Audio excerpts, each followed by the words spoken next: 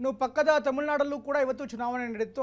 ಅತ್ತ ಬಂಗಾಳಕ್ಕೆ ಕಂಪೇರ್ ಮಾಡಿದ್ರೆ ತಮಿಳುನಾಡಲ್ಲಿ ಅಂಥ ಯಾವುದೇ ರೀತಿಯಂಥ ಸಮಸ್ಯೆ ಅಥವಾ ಹಿಂಸಾಚಾರ ಕಂಡು ಬರ್ತಾ ಇಲ್ಲ. ಇವತ್ತು ತಾರಾ ಬಳಗವೇ, ಯಾಕೆಂದರೆ ತಮಿಳುನಾಡಲ್ಲಿ ಅತ್ತ ಸಿನಿಮಾ ಮತ್ತು ರಾಜಕೀಯ ಎರಡೂ ಕೂಡ ಒಟ್ಟೊಟ್ಟಾಗಿ ಸಾಗುತ್ತೆ. ಹೀಗಾಗಿ ಅತ್ತ ತಾರಾಮಣಿಗಳು, ಸಿನಿಮಾ ಸ್ಟಾರ್ಸ್ಗಳ ಜೊತೆಗೆ ಇತ್ತ ರಾಜಕಾರಣಿಗಳು ಕೂಡ ಇವತ್ತು ಮತದಾನದಲ್ಲಿ ಪಾಲ್ಗೊಂಡ್ರು. ಹಾಗಾದರೆ ತಮಿಳುನಾಡಿನ ಸ್ಟೋರಿ ಏನಿದೆ ನೋಡೋಣ.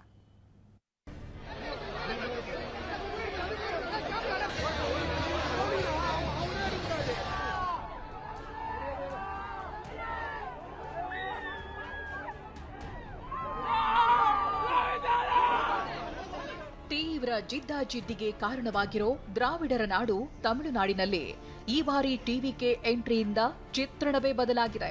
ಇಷ್ಟು ದಿನ ಡಿಎಂಕೆ ಎಐಎಡಿಎಂಕೆ ಮಧ್ಯ ನೇರ ಫೈಟ್ ನಡೀತಿತ್ತು. ಆದ್ರೆ ಟಿವಿಕೆ ಮುಖ್ಯಸ್ಥ ನಟ ವಿಜಯ್ ಅಖಾಡಕ್ಕಿಳಿದಿದ್ರಿಂದ ತ್ರಿಕೋನ ಸ್ಪರ್ಧೆ ಏರ್ಪಟ್ಟಿದೆ. ಕಳೆದ ಬಾರಿಗಿಂತ ಈ ಬಾರಿ ಹೆಚ್ಚು ಮತದಾನವಾಗಿದೆ.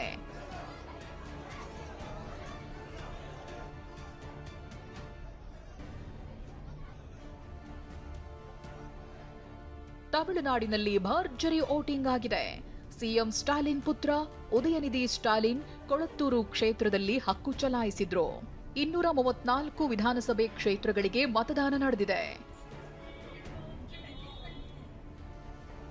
ಡಿಎಂಕೆಗೆ ನೇರ ಸವಾಲ್ ಹಾಕಿರುವ ಟಿವಿಕೆ ಮುಖ್ಯಸ್ಥ ನಟ ವಿಜಯ್ 2 ಕ್ಷೇತ್ರದಲ್ಲಿ ಸ್ಪರ್ಧೆ ಮಾಡಿದ್ದಾರೆ. ಪೆರಂಬೂರು ಹಾಗೂ ತಿರುಚಿರಾಪಲ್ಲಿ ಈಸ್ಟ್ 2 ಕ್ಷೇತ್ರಗಳಿಂದ ಕಣಕ್ಕಿಳಿದಿದ್ದು ನೀಲಂಕಾರೈನ ಮತಗಟ್ಟೆಯಲ್ಲಿ ಹಕ್ಕು ಚಲಾಯಿಸಿದ್ರು.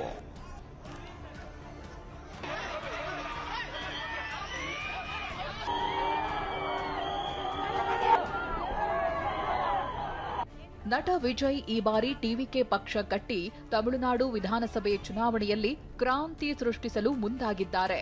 ಎಲ್ಲ ಕ್ಷೇತ್ರಗಳಲ್ಲಿ ತಮ್ಮ ಟಿವಿಕೆ ಪಕ್ಷದ ಅಭ್ಯರ್ಥಿಗಳನ್ನ ಕಣಕ್ಕಿಳಿಸಿದ್ದಾರೆ. ಅಭಿಮಾನಿಗಳಿಂದ ದಳಪತಿಗೆ ಭಾರೀ ಬೆಂಬಲ ಸಿಕ್ಕಿದೆ. ಅದು ಮತಗಳಾಗಿ ಪರಿವರ್ತನೆಯಾಗುತ್ತಾ ಕಾದು ನೋಡಬೇಕಿದೆ.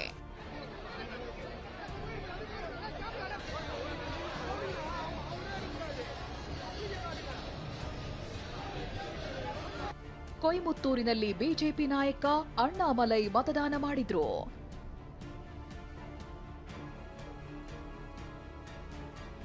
ಬೆಳ್ಳಂಬೆಳಗ್ಗೆ ತಾರಾ ಬೆರಗು ಸಿಕ್ಕಿತು. 7 ಗಂಟೆಗೆ ನಟ ಅಜಿತ್ ಮತಗಟ್ಟೆಗೆ ತೆರಳಿ ತಮ್ಮ ಹಕ್ಕು ಚಲಾಯಿಸಿದ್ರು. ಮತ ಚಲಾಯಿಸಿದ ಸೂಪರ್ ಸ್ಟಾರ್ ರಜನಿಕಾಂತ್ ಎಲ್ಲರೂ ತಪ್ಪದೆ ಮತದಾನ ಮಾಡಿ ಅಂತ ಮನವಿ ಮಾಡಿದ್ರು.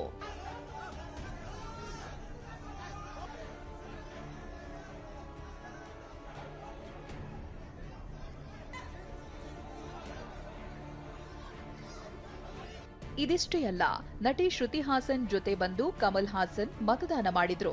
ತಲಾ ಅಜಿತ್, ಖುಷ್ಬೂ, ಶಿವಕಾರ್ತಿಕೇಯನ್ ಸೇರಿದಂತೆ ಸ್ಟಾರ್ ನಟ ನಟಿಯರು ಹಕ್ಕು ಚಲಾಯಿಸಿದ್ರು.